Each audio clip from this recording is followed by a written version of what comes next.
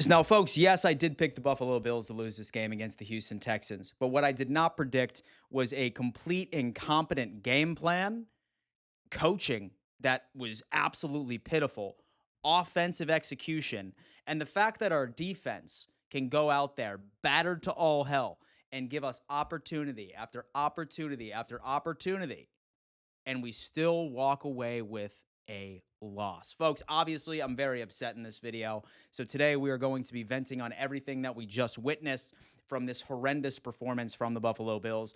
Don't let this almost comeback fool you, and don't let the box score fool you. This was utter incompetence, specifically from our coaching staff and overall offensive efficiency.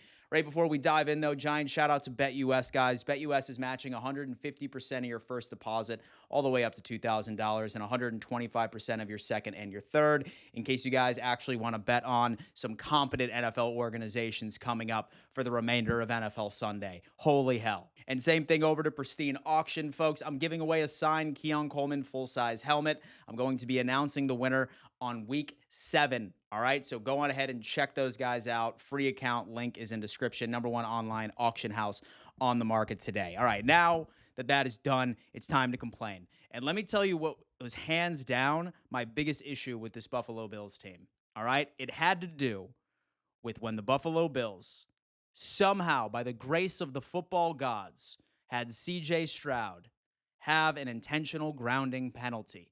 I was nervous. I was sweating. I was convinced, folks. I was convinced that we were going to go into overtime. After I saw that punt, after I saw that we were going to be starting on our own 2-yard line, all right, one would assume that the Buffalo Bills would quite simply take a knee, all right, and go into overtime where at least we would have a fighting chance. This Houston Texans offense was struggling, whether or not that it was because they were shooting themselves in the foot, but somehow our defense was giving us opportunity after opportunity. And it didn't once go through Sean McDermott's head, like not once. And it's not even that bad because, like, I could see us attempting to take a shot downfield, for example, right?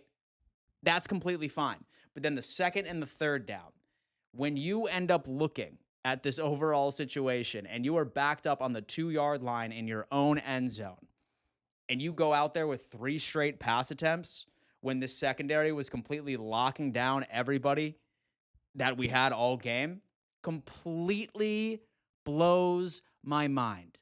Sean McDermott, man, he's having issues.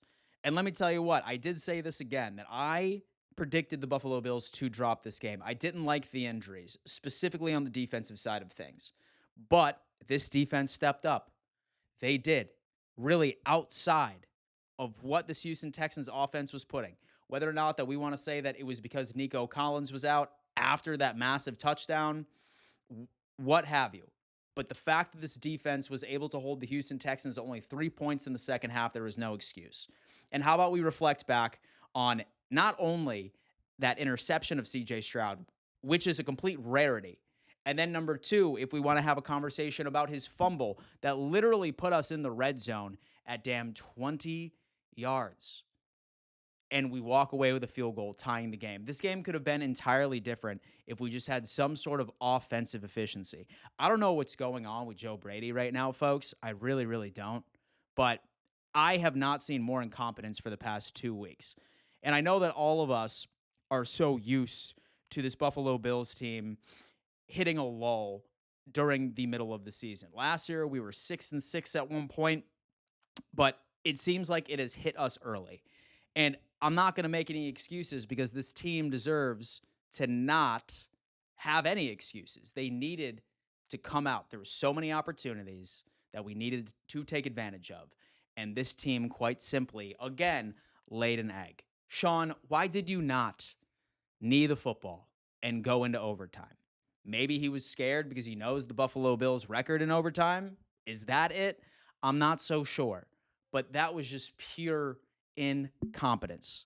As far as what I liked today, and I mean, I think there's very few, I liked how this team was able to rally back and tie a ball game where it seemed like it was going completely haywire in the first quarter. I knew that this game was going to be close because Houston was having their share of injuries. So was the Buffalo Bills. Shout out to Keon Coleman, I guess. I mean, really, outside of that ball hitting him in the back of the head, he did make up for it. Same thing with James Cook. So he was doing his thing. Mac Hollins is an absolute disaster. Why did we pay Curtis Samuel any money at all? He is completely a no-show, a non-factor for this team. Why don't we try to scheme Dalton Kincaid and Dawson Knox into the equation? I don't get it, folks. I'm tired. I'm upset. And now the Buffalo Bills need to go into New York for our third straight away game and hopefully come out on top with a divisional victory against the New York Jets.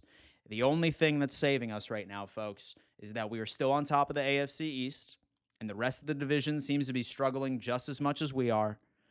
So we need to regroup, and for the love of God, get right, get healthy, and make it happen. I hate this. Sound off in the comments. Let me know your thoughts. Subscribe to the channel, and I will likely be live later this evening or perhaps early tomorrow morning. Love you guys. Absolutely pitiful, Sean.